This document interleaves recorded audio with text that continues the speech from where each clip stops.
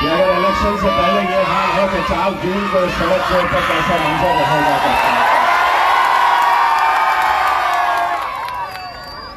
मैं पूरे हिंदुस्तान की सरकार को, पूरे मीडिया वालों को ये बताना चाहता हूं, ये रिकॉर्ड करो। तुम जितनी ताकत लगा सकते हैं उतनी ताकत लगा लो। मैं यकीन के साथ कहता हूं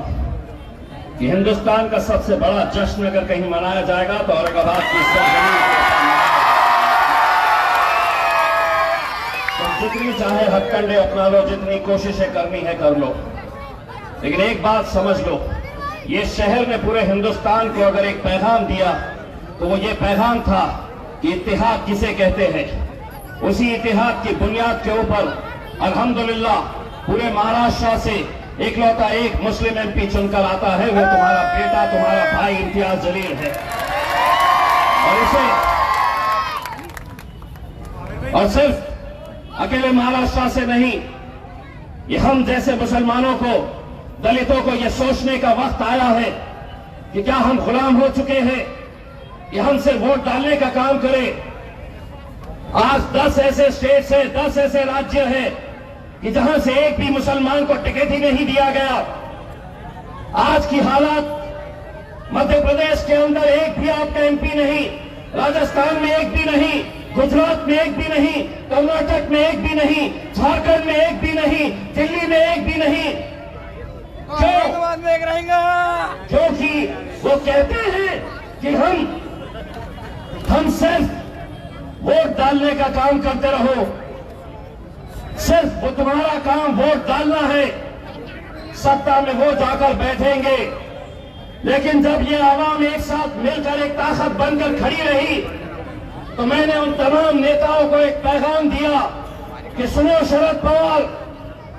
सुनो राहुल गांधी, सुनो उद्धव ठाकरे, सुनो अजीत पवार, अगर आज के बाद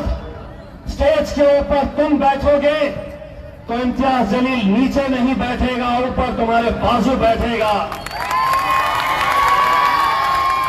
मैं कोई गुलामों की राजनीति नहीं करता हूं। आज मेरे नाम से कहते हैं कि नरेंद्र मोदी को कमजोर करना है, नरेंद्र मोदी के सीटों को कम करना है, तो इम्तियाज जलील को यहां पे वोट मत दो, चंद्रकांत खैरे को दो। ये कहां से ऐसे लोग आ जाते हैं, इनके दिमाग का इस्तेमाल भूसा भरा है, इनके अंदर गुलामी की आदत हो चुकी है। महाराष्ट्र के अंदर 48 सीटें हैं, सारी ताकत उस एक सीट के ऊपर लगाओगे जहां पर तुम्हारा अपना एक भाई लोकसभा के अंदर नुमाइंदगी कर रहा है। अगर है हिम्मत तो 47 की 47 सीटें जीत के दिखाओ, और अगर पूरे के पूरे जीत भी गए, लोकसभा के अंदर आ भी गए, तो मैं तुमको लिख कर देता हूं, मैंने पिछले 5 सालों के अंदर ये देखा है, जब इस कौम के खिलाफ कोई कानून बन रहा है, जब हमारी मां और बहनों से कहा जा रहा कि तुम्हें हिजाब नहीं पहनना है, यूसीसी के कानून के तहत तुम्हें यह बताया जा रहा है कि हम इस मुल्क से मदरसों को बंद कर देंगे, तुम्हारी मजहबी शिनाख्त,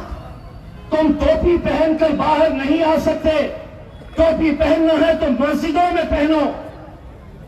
ये कानून जब लाया जाएगा तो वो 47 के 47 गूंगे, मुक्के और बहरे बनकर बैठे रहेंगे। अगर वहां पर कोई नरेंद्र मोदी और भारतीय जनता पार्टी की आंख में आंख डालकर अगर कोई सवाल करेगा तो वो मेरा शायद बैरिस्टर असदुद्दीन ओवैसी और इम्तियाज जलील